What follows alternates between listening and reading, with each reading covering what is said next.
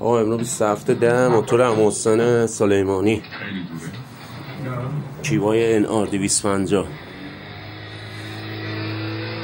لوازماش باز شده. الان سراغ موتور میریم، انژکتور رو اینم که هوا کشش، فیلتر هوا مثلا قلب داغونو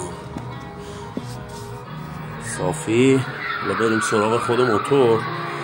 بنده خدا اون موتور ریپ میزنه.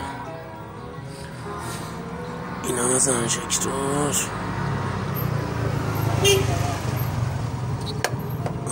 توش لجن خالیه.